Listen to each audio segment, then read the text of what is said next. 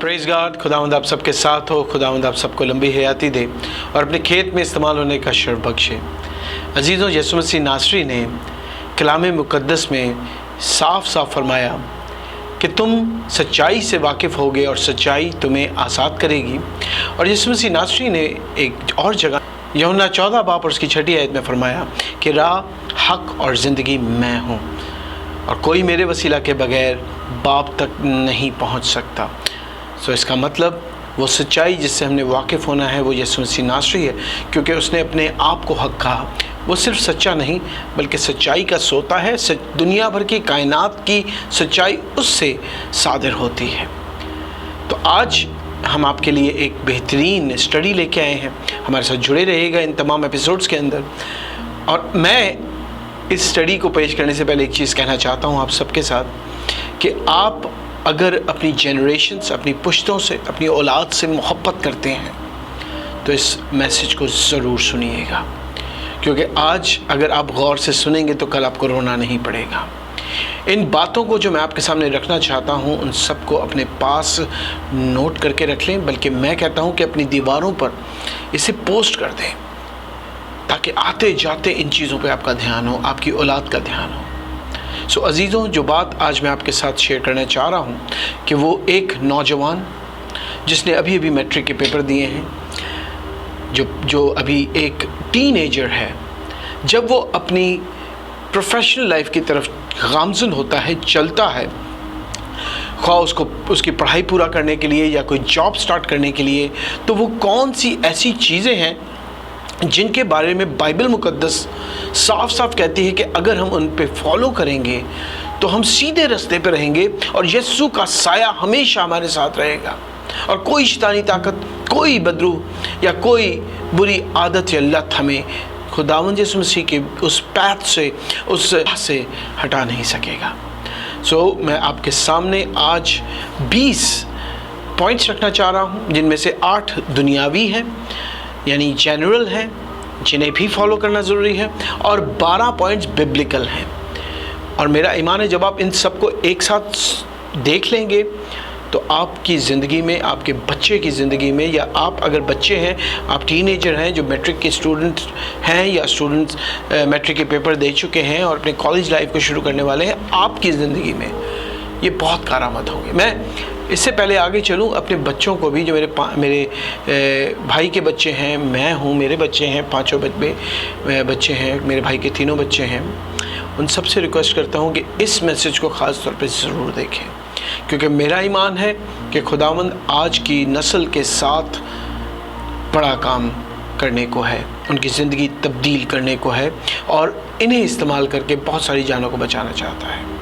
सो इससे पेशतर मैं इन 20 पॉइंट्स को आपके सामने रखूं। एक मिसाल आपको मैं देना चाहता हूं और ये लागू होती है माँ बाप पर भी कि कभी कभी हम अपने बच्चों के साथ ये कर रहे होते हैं और उन बच्चों पर भी जबकि वो कभी कभी अपनी ज़िंदगी में ये बात कर रहे होते हैं।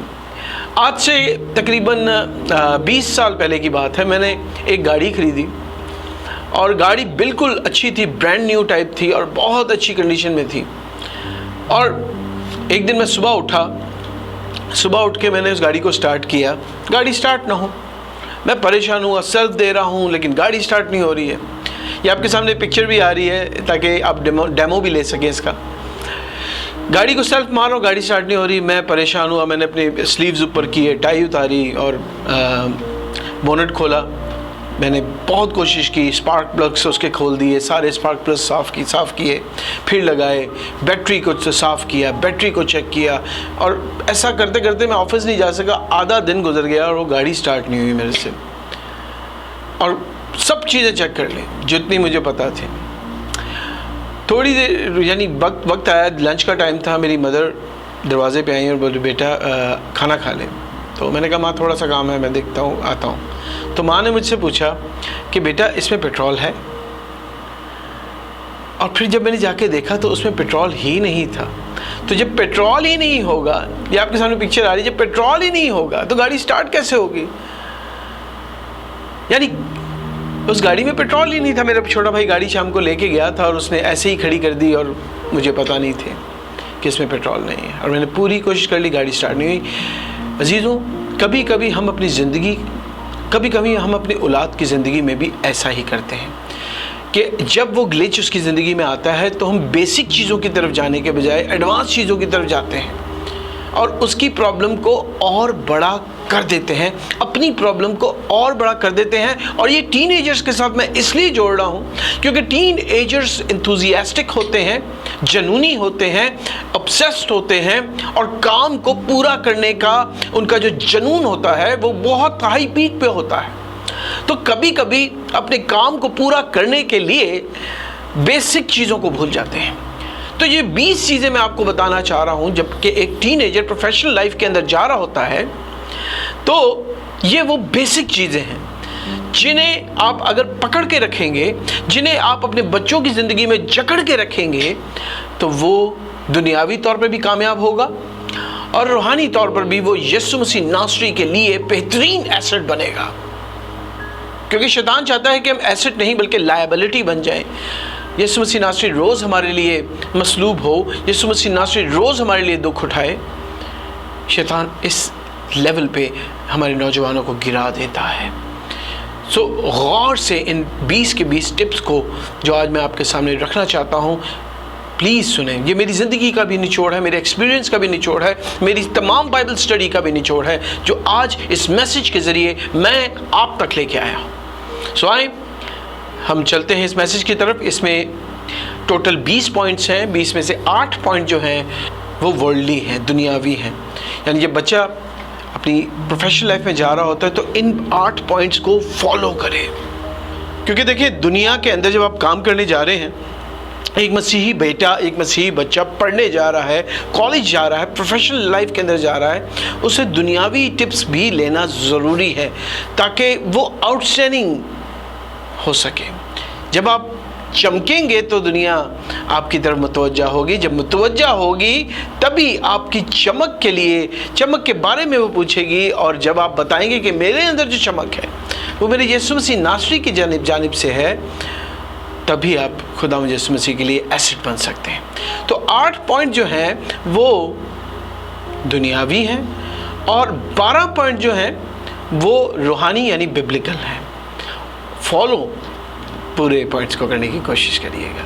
सो आए, वक्त को ज़ाया किए बगैर हम दुनियावी टिप्स की तरफ चलते हैं। जबकि एक टीनेजर, एक जवान बेटा या एक बेटी अपनी प्रोफेशनल लाइफ की तरफ जा रहे हैं, उनके लिए ये 20 टिप्स हैं, या उन माँ बाप के लिए जिनके बच्चे प्रोफेशनल लाइफ की तरफ जा रहे हैं, ये उनके लिए है।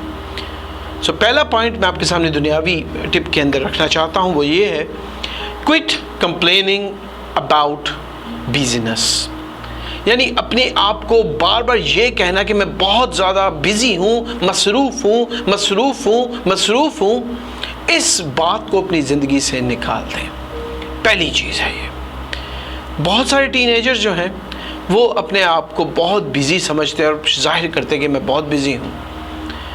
बहुत सारे जो कॉलेज स्टूडेंट्स हैं वो एक्चुअली में वो टाइम वेस्ट कर रहे होते हैं, लेकिन वो अपने आप को बिज़ी जाहिर कर रहे होते हैं। देखिए, आपको पहली चीज़ अपनी प्रोफेशनल लाइफ के अंदर अपने टाइम को मैनेज करना है। और बेस्ट टाइम मैनेजमेंट का जो कुलिया है वो मैं आपको देना चाहता हूँ, अपनी ज़िंदगी में कहीं लिख के रख लें।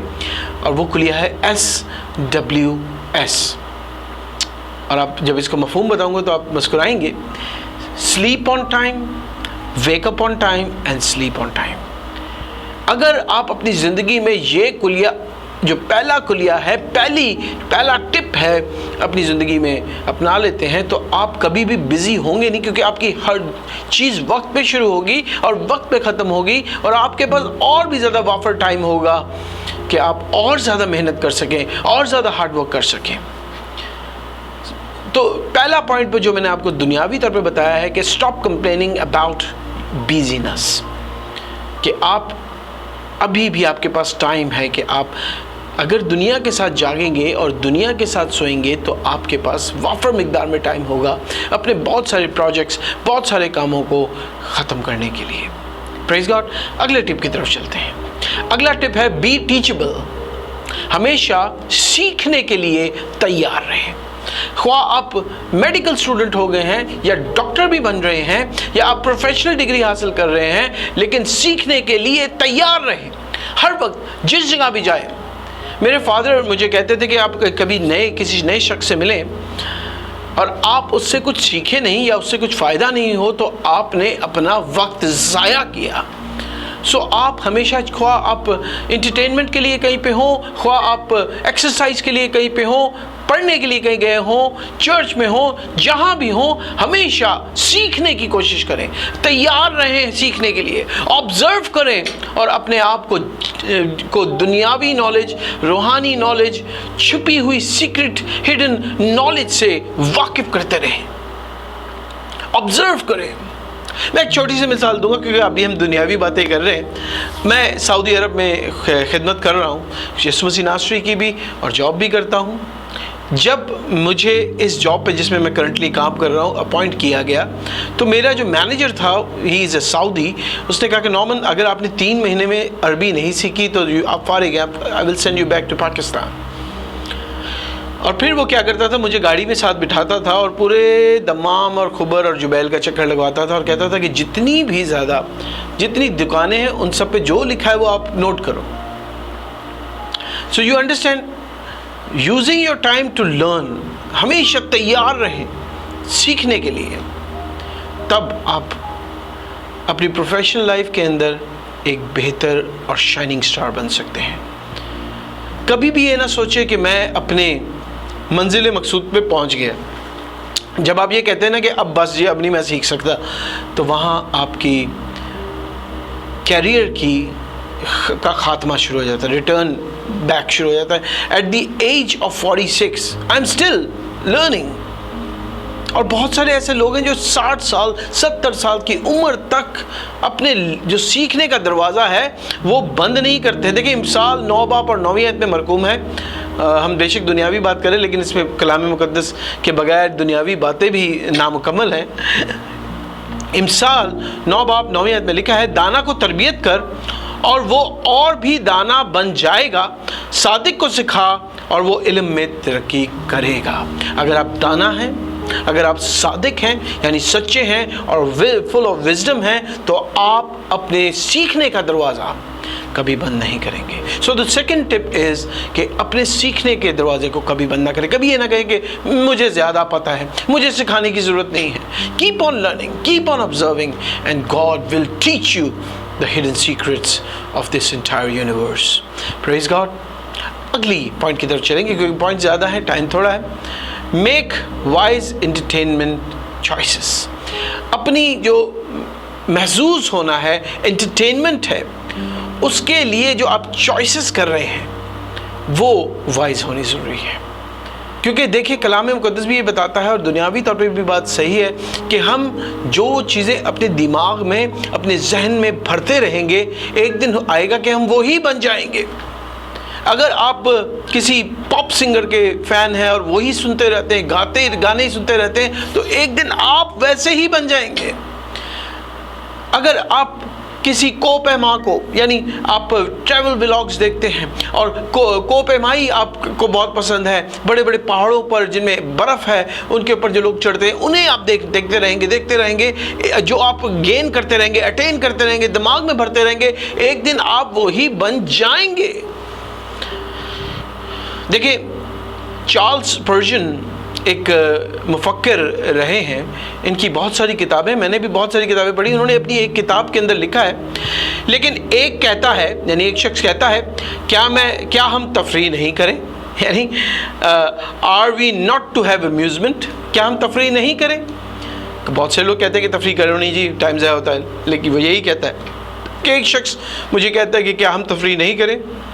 जी हाँ, तफरीह करना चाहिए।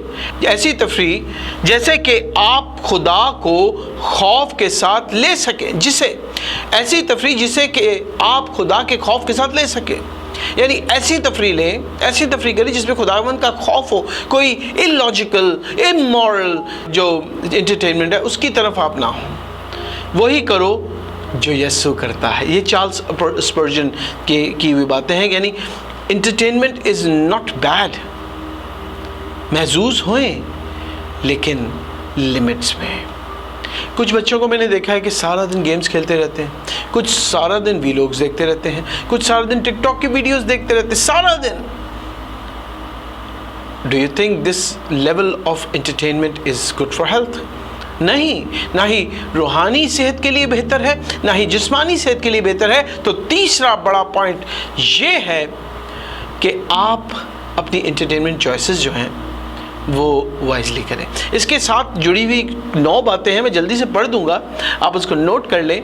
9 चीज़ें हैं, 9 सवाल हैं। इससे पहले कि आप एंटरटेनमेंट के लिए अपने लिए चूज़ करें किसी चीज़ को, किसी साधन को, किसी मीडियम को, आपने अपने साथ अपने आप से 9 सवाल करने हैं। पहला सवाल है, does your entertainment choice add anything of value to your life? कोई फ़ायदा है इस एंटरटेनमेंट से? अगर आप वीडियोज़ देखना चाहते हैं, अगर आप कोई गीत गाने सुनना चाहते हैं, या आपकी एंटरटेनमेंट पैकेज जो है वो कोई किताब पढ़ना है, तो आप पहले देखें क्या ये काम जो मैं करने को हूँ इससे मुझे रूहानी, जिस्मानी या दुनियावी तौर पे फ़ायदा है।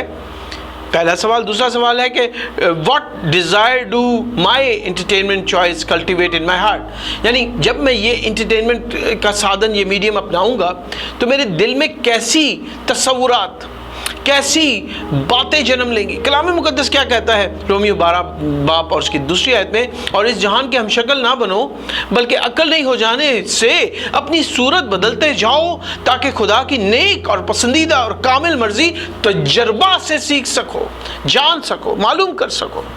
सो मेरे भाइयों, मैं आपसे रिक्वेस्ट करता हूँ कि इससे पहले कि आप किसी एंटरटेनमेंट मीडियम यानी गेम्स हैं, मोबाइल है, वीडियोस हैं, गाने हैं, उन्हें आप चूज़ करें टू एंटरटेन योरसेल्फ, महसूस होने के लिए आप अपने आप से ये सवाल करें कि इन चीज़ों के साथ मुलव्वस होने के बाद मेरे दिल में कैसी ख्वाहिशें आएंगी।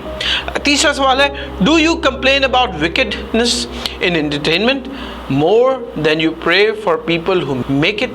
ये होता है ना, वीडियो देख ली, देखने के बाद कहते हैं भाई ये वीडियो देखनी नहीं चाहिए थी, ये वीडियो अच्छी नहीं है, ओ जी या तो बंदा ही बड़ा माड़ा है, गंदी वीडियो, बुरी वीडियोस बनाता ही रहता है, इलॉजिकल बातें करता रहता है। भाइयों, कंप्लेंट्स ना करें।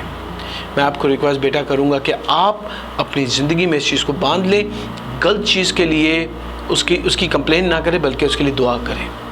सोने से पहले तमाम वो चीज़ें जिन्हें आप समझते हैं कि गलत हैं, शाम को सोने से पहले, रात को सोने से पहले उनकी तसही के लिए दुआ मांगें, क्योंकि जो तसही खुदावंद खुदा यीशु, जो तसही यीशु मसीह नासरी कर सकता है वो इंसान नहीं कर सकता। So pray rather complaining. चौथी जो बात है वो ये है, do I want my entertainment habit to be imitated by my children? यानी जो एंटरटेनमेंट मैं अपने आप को इस वक्त दे रहा हूँ, गेम्स खेल रहा हूँ या कुछ भी कर रहा हूँ, क्या मैं चाहूँगा कि यही काम मेरी औलाद भी करे? अभी तो आप बच्चे हैं, जवान हैं, लेकिन इस चीज़ को देखें कि जो आप कर रहे हैं, गेम्स खेल रहे हैं, कंटिन्यू खेल रहे हैं, मूवीज़ देख रहे हैं, कंटिन्यूस देख रहे हैं, अगर किसी भी किस्म की एंटरटेनमेंट है, गाने सुन रहे हैं या कोई भी काम कर रहे हैं, किताब पढ़ रहे हैं, क्या आप चाहेंगे कि आपकी औलाद भी ये करे? अगला सवाल अपने इस एंटरटेनमेंट को शुरू करने से पहले करना है। अगला सवाल जो है वो ये है, what does this entertainment glorify? जो मैं इस वक्त करने को हूँ, एंटरटेनमेंट का जो भी मैं मीडियम यूज़ करने को हूँ, वो किसको जलाल देता है? एंड में उसका फ़ायदा किसको होता है?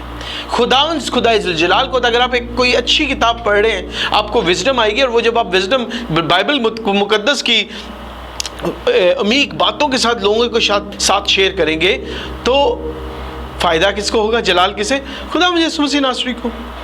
अगर कोई गाना है और आप जब वो गाने गाओगे, गुनगुनाओगे, और उसमें किसको ग्लोरी मिलेगी? गाना गाने वाले को, शैतान को। सवाल ये करें एंटरटेनमेंट शुरू करने से पहले कि आप कि इस काम से ग्लोरी किसे मिल रही, जलाल किसे मिल रहा है? अगला सवाल, what are you more willing to compromise, your Christian beliefs or your entertainment choices? अगला सवाल बड़ा इंपॉर्टेंट है, ज़रा गौर से, कि इस चीज़ से महसूस होने से पहले, गेम्स खेलने से पहले, कोई भी काम ऐसा जो एंटरटेनमेंट देता है करने से पहले ये चीज़ सोच लें कि क्या ये आपसे ये इतनी इम्पॉर्टेंट है कि आप अपने ईमान को इसके लिए तर्क कर दें या उससे हट जाएं? ये सवाल ज़रूर करें इससे पहले कि आपको एंटरटेनमेंट का काम शुरू करें। What entertainment can you sacrifice for a more good honoring life? एक अच्छी ज़िंदगी हासिल करने के लिए आप कौन सी entertainments को sacrifice कर सकते हैं? ये भी आप अपने साथ से सवाल करें. Do your entertainment choices help you to fulfill your God's given calling? ऐसा तो नहीं कि आप जो खुदा की बुलाहट है उसको अपने आप को महसूस होने के लिए दाव पे लगा रहे हो. कभी कभी ऐसा होता है, कुछ गेम्स होते हैं जिन्हें हम घंटों घंटों खेल लेते हैं, लेकिन जो खुदा का काम होता है उसे पीछे छोड़ देते हैं. मूवीज़ हैं, गाने हैं, बाहर घूमना फिरना है, दोस्तों यारों में जाना है. ऐसा तो नहीं कि आपका ये चॉइस जो है वो खुदा की बुलाहट के आड़े आ रहा है. ये सवाल करना है. सो ये चीज़ें हैं एंटरटेनमेंट चूज़ करने से पहले आपने अपने आप से पूछनी है. सो 3 चीज़ें हमने कवर कर ली हैं. चौथी बात की तरफ चलेंगे, वो ये है, don't let technology consume you. आप अगर देखें आपके अपनी चारों तरफ आपकी मशीनें हैं, टेक्नोलॉजी से घिरे हुए हैं हम. और स्पेशली वो बच्चा जो नौजवान है जिसने अभी भी मैट्रिक की है, या वो माँ बाप जो उस बच्चे के माँ बाप हैं, वो टेक्नोलॉजी से घिरे हुए हैं. हर चीज़ मैकेनिक्स है, हर चीज़ इलेक्ट्रॉनिक्स है. कभी भी अपने आप को बाउंड ना कर दें इन चीज़ों के साथ. देखें, टेक्नोलॉजी हमेशा तब्दील होती रहती है. आज अगर आपके पास iPhone 6 है तो कल 7 आ जाएगा, 8 आ जाएगा, X आ जाएगा, Pro आ जाएगा. तब्दील होती रहती है. There is good chance that your constant browsing of social media and checking notification is making your life worse or making you depressed. देखिए, लोगों की अभी आजकल की आदत बुरी है कि हर 2 मिनट पे उन्होंने अपना नोटिफिकेशन चेक करनी है. YouTube की वीडियोस की नोटिफिकेशन. और क्या होता है, एंड अप क्या होता है, लोग या वो बच्चे डिप्रेस या स्ट्रेस के शिकार हो जाते हैं. तो जब हम अपने आप को इतना यूज्ड कर देते हैं टेक्नोलॉजी के साथ, एंड उसका डिप्रेशन और स्ट्रेस है. लेकिन जब हम खुदावंद यीशु मसीह के साथ जुड़ते हैं, हमारा ध्यान यीशु मसीह नासरी की तरफ होता है, उसकी कुर्बानी की तरफ होता है, कलाम मुक़द्दस की अमीक बातों की तरफ होता है, तो हम कभी भी स्ट्रेस्ड नहीं होते. टेक्नोलॉजी तब्दील होती है लेकिन यीशु मसीह नासरी कभी तब्दील नहीं होता. लिखा है कि वो कल, आज और अब तक यकसा है. हमारा खुदा जो हमारा खालिक है वो ला तब्दील है. उसका कलाम अमीक है और कभी तब्दील नहीं होता. तो बेहतर यही है कि ना तब्दील होने वाली चीज़ों की तरफ ध्यान हो, ना तब्दील होने वाली इलाही पर्सनैलिटीज़ की तरफ आपका ध्यान हो, ना कि उस नॉट सेइंग, मैं ये नहीं कह रहा कि टेक्नोलॉजी यूज़ ना करें. कभी मेरे इस चीज़ को गलत ना लीजिएगा, यूज़ करें, लेकिन उन्हें अपने पे हावी ना होने दें. तो चौथा इम्पॉर्टेंट जो पॉइंट है वो ये है कि टेक्नोलॉजी से घिर ना जाएं. जहाँ ज़रूरत है वहाँ ज़रूर यूज़ करें, जहाँ नहीं है वो ना करें. 5वीं दुनियावी टिप जो है, इससे पहले कि कोई बच्चा जब प्रोफेशनल लाइफ में जाता है, वो यह है, don't be afraid to ask for help if you are struggling. जब आप परेशान होंगे, और ज़रूरी है, एक बच्चा जो कि अभी फ्रेशर है, वो परेशान होगा, स्ट्रगल करेगा, तो रिमेंबर अपनी औलाद को ये सिखाएं और वो बच्चे भी इस चीज़ को जाने कि मदद मांगने से कभी ना हिचकिचाएं, कभी भी ऐसा ना करें. क्योंकि बच्चे आजकल के पोर्नोग्राफी में, सेक्सुअल सिन के अंदर, ईटिंग डिसऑर्डर्स हो जाते हैं बच्चों को, बहुत सारी फेथ रिलेटेड प्रॉब्लम हो जाते हैं. तो रिमेंबर, सीक हेल्प. अपने माँ बाप की, खुदावंद यीशु मसीह नासरी की, कलाम मुक़द्दस की मदद लेने से कभी ना हिचकिचाएं. बहुत इंपॉर्टेंट टिप है.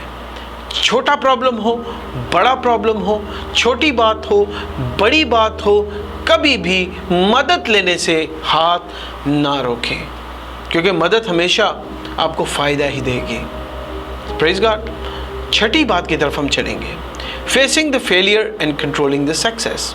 देखिए, जब बच्चा फेल होता है किसी भी काम में, कोई डेडलाइन मिस हो जाती है उससे, और वो डिप्रेस हो जाता है, स्ट्रेस्ड हो जाता है, तो अपनी औलाद को एज अ पेरेंट इस बात से आया करें, ये सीक्रेट उसके सामने रिवील करें कि जब आप पहली बात है कि फ़ेल होंगे, ज़रूर होंगे, और जब फेल हों तो मर्द की तरह सीना चौड़ा करके उस फेलियर का सामना करें.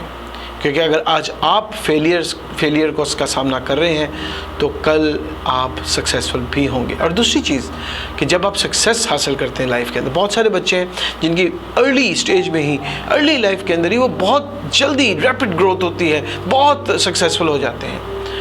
उस सक्सेस को हज़म करना भी बहुत इंपॉर्टेंट चीज़ है। तो अपने बच्चों को इस बारे में भी बताएं कि जो चीज़ मिलती है वो खुदावंद की तरफ से है, हर अच्छी चीज़ खुदावंद की तरफ से है, तो वो आपकी प्रॉपर्टी नहीं है। Your success and your failure both are not your property, they come and they go. मर्द की तरह खुले हाथों के साथ, शुक्रगुजारी के साथ फेलियर को भी और सक्सेस को भी लें। ये छठा पॉइंट है, दुनियावी, बहुत इंपॉर्टेंट है। अपने बच्चों को सिखाएं और वो बच्चे जो इस वक्त देख रहे हैं वो अपनी ज़िंदगी में इस चीज़ को अपनाएं। सातवां पॉइंट ये है, remember the power of saying no, ना कहने की ताकत को समझना। बहुत सारे बच्चे हैं जो जब एक नई प्रोफेशनल लाइफ में जाते हैं, नए कॉलेजेस में जाते हैं, तो वो उनको ना कहना नहीं आता। जब कोई उनसे कुछ एक गैर ज़रूरी बात करता है तो वो खौफ में या शर्म में सिर्फ हाँ ही करते हैं। तो अपने बच्चों को ना कहना सिखाएं, ट्रेनिंग दें उनको ना कहने की। और आप बच्चों, आप भी ना कहना सीखें। जहाँ कलाम मुक़द्दस भी इस बात में कहता है, यीशु मसीह नासरी ने कहा है कि हाँ की जगह हाँ और ना की जगह ना करनी चाहिए। और मैंने अपनी पर्सनल लाइफ में ये सीखा है कि जब मैं ना के लिए ना करता हूँ तो मैं प्रॉब्लम से बच जाता हूँ। वक्ती तौर पे तो हमें प्रॉब्लम दिखती है, लेकिन लॉन्गर टर्म के अंदर हमें फ़ायदा, बहुत फ़ायदा है। एक तो लोग जान लेते हैं कि भाई ये बंदा ना भी करता है, तो कोई गैर ज़रूरी बात से करनी नहीं है। एक हैज हो जाता है आपके सामने जब आप ना करना शुरू करते हैं। Remember, always be prepared, always be ready and always remember to say no। नहीं कहना, ना लफ्ज़ इस्तेमाल करना गलत नहीं है। आपको बहुत सारी परेशानियों से, स्ट्रेस से, टेंशनों से और फेलियर से सबसे बढ़कर बचाता। मैं अपनी बात बताऊंगा आपको। मुझे मेरी जॉब के अंदर, क्योंकि आई एम एन अकाउंटेंट और मैं और बहुत सारे काम करता हूँ, मेरे एक मैनेजर आया, उसने बोला कि नॉर्मन ये मैकेनिकल काम है, ये आप प्लीज़ मुझे एक ड्राइंग बना के दें। मैं कर सकता था क्योंकि I am a good learner, लेकिन मैंने कहा सर ये मैं नहीं कर सकता, ये मेरी ट्रेड नहीं है। You understand? वो काम हो गया, किसी और ने किया, बहुत टाइम ले लिया, लेकिन मैं उस चीज़ से बच गया क्योंकि मेरी ट्रेड ही नहीं है। सिमिलरली जब आप कोई काम ऐसा है जो कि आपके ट्रेड से बिल्कुल अलग है या बिल्कुल आपकी पर्सनैलिटी से मैच नहीं करता, या कोई ऐसा इमोरल काम है या सेक्सुअल इमोरलिटी का काम है, सिन है, गुनाह है, आप सामने वाले बंदे को ना करना सीखें। कलाम मुक़द्दस कहता है कि तुम शैतान के सामने डट के खड़े हो जाओगे तो वो तुमसे भाग जाएगा। ये प्रोफेशनल लाइफ के अंदर सबसे इंपॉर्टेंट चीज़ है, टू नो हाउ टू से नो। आपकी तरक्की बेशक स्लो हो जाएगी लेकिन आपको कोई नुकसान नहीं होगा। Praise God. आठवीं बात की तरफ हम चलेंगे। ये आखिरी टिप है दुनियावी बातों का, दुनियावी ट्रांसफॉर्मेशन का। वो ये है कि आपका एटीट्यूड, चाहे आप कुछ भी काम कर रहे हो, चाहे आप कैसे भी जी रहे हो, कुछ भी पहना हुआ हो, कोई भी चीज़, आपकी ज़ुबान कैसी है ये भी डिपेंड नहीं करता, ये भी इतनी इम्पोर्टेंस नहीं है, लेकिन जो मार्क, जो निशान आपका एटीट्यूड छोड़ता है लोगों पे, वो और कोई चीज़ नहीं छोड़ सकती। कहते हैं कि your first impression is your look. मैं ये कहता हूँ कि your first and your last impression is your attitude. आपका किसी भी काम को करने का एटीट्यूड जो है, आपका एटीट्यूड टुवर्ड्स योर प्रोफेशन, आपका एटीट्यूड टुवर्ड्स योर लाइफ, आपका एटीट्यूड टुवर्ड्स योर मेंटर्स, आपका एटीट्यूड टुवर्ड्स योर फैमिली, आपका एटीट्यूड टुवर्ड्स योर पेरेंट आपकी ज़िंदगी को कार्व करता है। तो सबसे इम्पॉर्टेंट है कि आप अपने एटीट्यूड पर काम करना शुरू करें। मैं ये बात कहता हूँ कि the best investment in the world for a man is attitude investment, जिसमें कभी नुकसान नहीं होता। आज नहीं तो कल, नहीं तो कई सालों बाद आपके इन्वेस्टेड एटीट्यूड का आपको फ़ायदा ही होगा। देखिए 4 चीज़ें हैं जिनके अंदर आपका एटीट्यूड जाहिर होता है। आप अगर इन चारों चीज़ों को कंट्रोल करते हैं और सही तरीके से पोर्ट्रे करते हैं तो ये आपकी प्रोफेशनल लाइफ के लिए बेहतर है। सबसे पहली चीज़ है your obsession, your zeal, your जनून, आपका जनून। ये जनून जो है ना, काम करने का जनून जो है, जब आपको कोई असाइनमेंट दिया जाता है या आपको कोई प्रोफेशनल काम दिया जाता है, उस काम को वक्त पे, उस काम को परफेक्टली करने का जो जनून है, जो दिनों और रात जगाए रखता है, ये जनून मैं आपको बताना चाहता हूँ कभी आपको बूढ़ा नहीं होने देगा।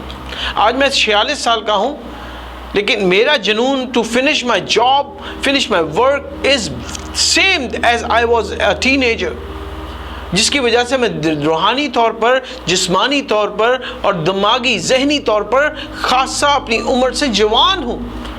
एक जवान शख्स से ज़्यादा स्पीड में काम करता हूँ। सो योर ज़ील, योर जनून, your obsession to finish your job is very important. ये आपके एटीट्यूड को दर्शाता है।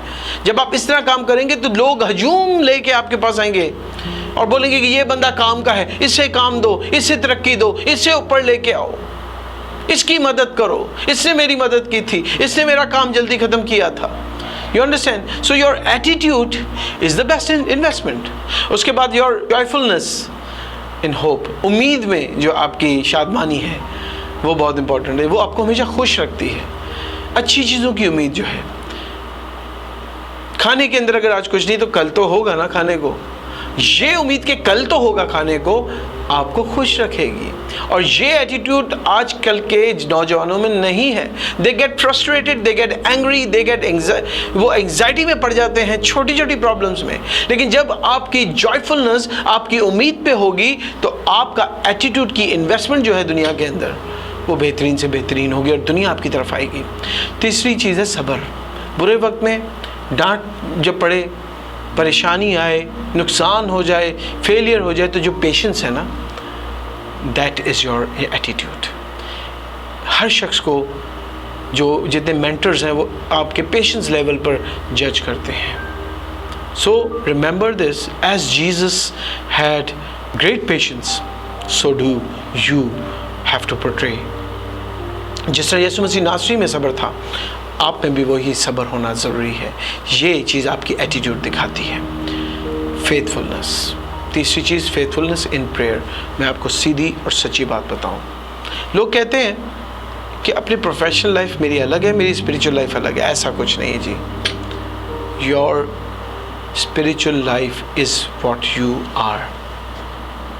सो अपनी दुआ में, अपने खुदा से, अपने काम में भी फेथफुल रहें। चाहे वो स्कूल में है, कॉलेज में है, जॉब पर है, अपने आप को खुदा से दूर ना करें। दुआ से शुरुआत करें, शुक्रगुजारी करते रहें, और इस एटीट्यूड को जब आप दुनिया देखेगी तो आपकी तारीफ़ नहीं करेगी, आपके माबूद की तारीफ़ करेगी। So once again the last part of this worldly tip is that attitude is what matters. Praise God.